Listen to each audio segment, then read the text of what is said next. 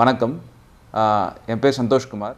So யூபிஎஸ்சியில் Tamil இலக்கியம் விருப்ப பாடம் அப்படின்னு பார்த்தீங்கன்னா உங்களுக்கு 2 தாள்களாக இருக்கும். தாள் 1, தாள் 2 அப்படின்னு இருக்கும். தாள் 1 அப்படிங்கிறது தமிழ் மொழியில் இருக்கக்கூடிய பல்வேறு துறை சார்ந்த படிப்புகளாக இருக்கும். எடுத்துக்காட்டாக சொல்லலாம், மொழி வரலாறு படிப்போம், அதில் இலக்கணம் அந்த மாதிரிலாம் இருக்கும். இது இல்லாமல் இலக்கிய வரலாறு இருக்கும். இது மட்டும் இல்லாமல் நாட்டுப்புறவியல், திறனாய்வு, ஒப்பாய்வு, பண்பாடு, இதழியல், இந்த மாதிரி நிறைய துறை சார்ந்த படிப்புகளை வந்து நம்ம தமிழ் மொழி மேலே எப்படி செயல்படுது அப்படின்னு படிக்கிறது தான் பேப்பர் 1. பேப்பர் 2 அப்படிங்கிறது நமக்கு 17 இலக்கியங்கள் கொடுத்துருப்பாங்க. செவ்வியல் இலக்கியங்கள் திருப்பாவை வரையும் 7 இருக்கும். இது இல்லாமல் நவீன இலக்கியங்கள் 10 இருக்கும். ஸோ இந்த இலக்கியங்கள் இருந்தால் நமக்கு கேள்விகள் வரப்போகுது. ஸோ தமிழ் பாடம் அப்படிங்கிறது மற்ற சப்ஜெக்ட் மாதிரி தான். நமக்கு சிலபஸ் அப்படின்னு இருக்கிறத நம்ம ஃபஸ்ட்டு முடிக்கணும். அடிப்படையான புத்தகங்கள், நீங்கள் பாடநூல்களுக்கான புத்தகங்களாகட்டும், இல்லை வந்து அந்தந்த சப்ஜெக்ட்டுக்கான புக்ஸ் என்னென்ன வாங்கணும் அப்படிங்கிறது இருக்குது. அதை நீங்கள் படித்தாலே நீங்கள் பேசிக்ஸ் முடிச்சிடலாம். இது இல்லாமல் நீங்கள் வேல்யூ எடிஷன் பண்ணணும். ஸோ வேல்யூ எடிஷன் அப்படிங்கிறப்போ அறிஞர்கள் பேராகட்டும், இல்லை தொல்காப்பியம், நன்னூல், அந்த மாதிரி நூற்பாக்கள் வந்து எதுக்கெல்லாம் பொருந்தும் அப்படிங்கிறத நீங்கள் எடுத்து வைக்கணும். ஸோ இந்த 2 பண்ணும்போது உங்களுக்கு பாடப்பகுதியை முடிக்கிற அந்த ப்ரிப்பரேஷன் ஃபேஸ் அப்படிங்கிறது கம்ப்ளீட் ஆயிரும். இதுக்கப்புறம் நீங்கள் எழுதி பார்க்கணும். பெரும்பாலும் தமிழில் எழுதுறது ஒரு சவாலாக இருக்கும். ஏன்னா நீங்கள் தமிழ் வழியிலேயே கல்வி வந்திருந்தது, படிச்சிருந்தீங்க, இல்லை சிவில் சர்வீஸ் எல்லா தாள்களையும் தமிழ் எழுதுறீங்க அப்படின்னா உங்களுக்கு அதை வேகமாக எழுதி முடிக்க முடியும். இல்லை அப்படின்னா நீங்கள் இதுக்கு கொஞ்சம் எக்ஸ்ட்ரா ஒர்க் போடுற மாதிரி இருக்கும். ஏன்னா ஆங்கிலம் மாதிரி இதில் ரன்னிங் லெட்டர்ஸ்லாம் கிடையாது. நீங்கள் ஒவ்வொரு எழுத்துக்களாக தான் எழுதணும். ஸோ அதனால் நீங்கள் தமிழ் எழுதி பழகணும். அப்புறம் அது பிழை இல்லாமல் எழுதணும். இது 2க்கும் நீங்கள் தனியாக ஒரு முயற்சி எடுக்கணும். ஸோ இது வந்து ரைட்டிங் ஃபேஸில் இருக்கும். இதுக்கப்புறம் பயிற்சி தேர்வுகள், அது ரொம்ப முக்கியம். ஏன்னா நீங்கள் படித்தது எல்லாமே நீங்கள் ஒரு 2 பக்கத்தில் இல்லை 3 பக்கம், அதிகபட்சம் 20 மார்க்னா 4 பக்கம் கொடுப்பாங்க. அதுக்குள்ளே நீங்கள் சுருக்கி சரியான உட்தலைப்பிட்டு எழுதணும். சரியான இடத்துல மேற்கோள் காட்டணும். தன்னூல் மேற்கோள், பிறநூல் மேற்கோள்லாம் காட்ட வேண்டியது இருக்கும். ஸோ இதுக்கெல்லாம் நீங்கள் நிறைய எழுது தான் உங்களுக்கு இந்த தேர்வில் உங்களுக்கு அதிக மதிப்பெண் தமிழ் மொழியை பொறுத்தல வரும்.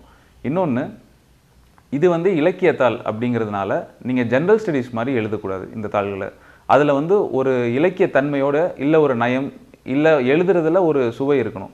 ஸோ அதுக்கு நீங்கள் என்ன பண்ணலாம் அப்படின்னா, நமக்கு கொடுக்கப்பட்டுள்ள பாடப்பகுதிக்கு நிறைய புத்தகங்கள் படிக்கிறது ஒன்று. தமிழ் மொழியில் இருக்கக்கூடிய நல்ல நல்ல புத்தகங்கள், இல்லை மேகசின், இல்லை இதழ்களில் இருக்கிற தமிழ் ஆர்டிகல்ஸ், இதெல்லாமே நீங்கள் படிச்சிங்கன்னா உங்களுக்கு அந்த மொழி ஆளுமை அப்படிங்கிறது அதிகமாகும்.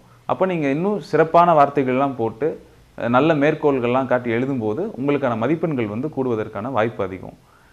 மனப்பாடம் பண்ணணுமா தமிழில் நிறையா அப்படின்னு கேட்டிங்கன்னா, நிறையா நீங்கள் மனப்பாடம் பண்ண வேண்டியதில்லை. ஏன்னா தாள் 2ல் யூபிஎஸ்சி என்ன டைரக்ஷன் கொடுத்துருக்காங்கன்னு பார்த்தீங்கன்னா, the critical ability of the candidate will be tested அப்படின்னு கொடுத்துருக்காங்க. அதாவது ஒரு மாணவனோட இல்லை மாணவியோட திறனாய்வு திறன் தான் இங்கே டெஸ்ட் பண்ணப்படுது. அப்போது நீங்கள் ஒரு இலக்கியத்தை எப்படி திறனாய்வு செய்கிறீங்க அப்படிங்கிறது தான் இங்கே முக்கியமே தவிர, இங்கே மனப்பாட பகுதி அப்படிங்கிறது நமக்கு எதுவுமே கிடையாது. ஆனால் மேற்கோள் காட்டுறதுக்காக சிலது, இப்போ திருக்குறள் நீங்கள் ஒரு அதிகாரம் எடுத்துட்டிங்கன்னா ஒரு 2 இல்லை 3 குறள் நீங்கள் மனப்பாடம் பண்ணலாம். திருவாசகம் எடுத்துட்டிங்கன்னா 6லேருந்து 10 பாட்டு வரையும் நீங்கள் மனப்பாடம் பண்ணலாம். இல்லைனா நல்ல நல்ல வரிகள் மட்டும் நீங்கள் எடுத்து வச்சுக்கலாம். சிலப்பதிகாரம், கம்பராமாயணம் மாதிரி நூல்களில். இதை தாண்டி நீங்கள் நிறையா மனப்பாடம் பண்ண வேண்டியதில்லை. இதை பண்ணாலே உங்களுக்கு நிறைய படித்து ரிவைஸ் பண்ணுற மாதிரி இருக்கும். இது மட்டும் இல்லாமல் திருக்குறளில் நிறைய இடங்கள் நமக்கு சிலபஸில் வெளியே போய் நீங்கள் எடுத்து வைங்க. நீங்கள் அதை வந்து பிற இலக்கியங்கள் எழுதும்போது நீங்கள் மேற்கோள் காட்டலாம். தொல்காப்பியம் ரொம்ப ரொம்ப முக்கியம். எந்தெந்த பாடப்பகுதிகளுக்காக நீங்கள் தொல்காப்பியத்தை காட்ட முடியுமோ நீங்கள் அதை எழுதுங்க.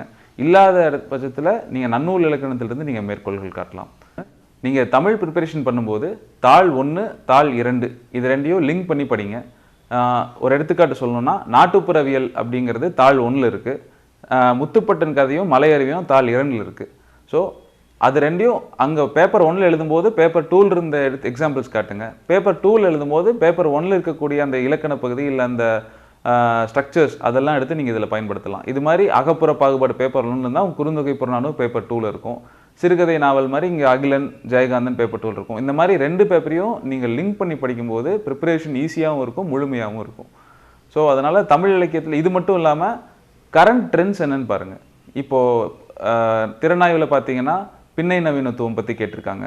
இந்த மாதிரி இன்னைய காலத்தில் என்னென்ன புது புது திறனாய்வுகள் இருக்குது, இல்லை என்ன இப்போ மொழிபெயர்ப்பு கேட்குறாங்கன்னா இப்போ மொழிபெயர்ப்பு தன்மைகள் எப்படி இருக்குது, இப்போ தமிழாய்வு நிறுவனங்கள் என்ன பண்ணுறாங்க, என்னென்ன நடப்பு நிகழ்வுகள் இருக்குன்னு பாருங்கள். அதையும் உங்கள் பேப்பருக்குள்ளே கொண்டு வந்து லிங்க் பண்ணுங்கள். உங்கள் பதில்கள் முழுமையாகும். ஸோ தமிழ் வந்து ஒரு இனிய பாடம் தான் படிக்கிறதுக்கு. அதில் இன்னும் கொஞ்சம் நம்ம முயற்சி பண்ணி சரியான வழிகாட்டுதலோடு படித்தோம்னா நமக்கு அதில் நல்ல மார்க் வரும். நீங்கள் தமிழ் விருப்ப பாடமாக எடுக்கிறது வந்து படிக்கிறதுக்கும் அது இனிமையாக இருக்கும். விருப்பம் இருக்கும்போது இன்னும் எளிமையாகவும் அதை படிக்கலாம்.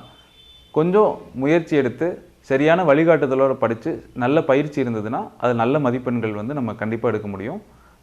அனைவருக்கும் வாழ்த்து. நன்றி. வீடியோ உங்களுக்கு பிடிச்சிருந்தா லைக் பண்ணுங்க, ஷேர் பண்ணுங்க, சப்ஸ்கிரைப் பண்ணுங்க, கமெண்ட் பண்ணுங்க, பெல் ஐக்கன் பிரஸ் பண்ண மறந்து போயிடாதீங்க. அப்பதான் நாங்கள் போஸ்ட் பண்ற வீடியோவோட நோட்டிஃபிகேஷன் உங்களுக்கு வரும்.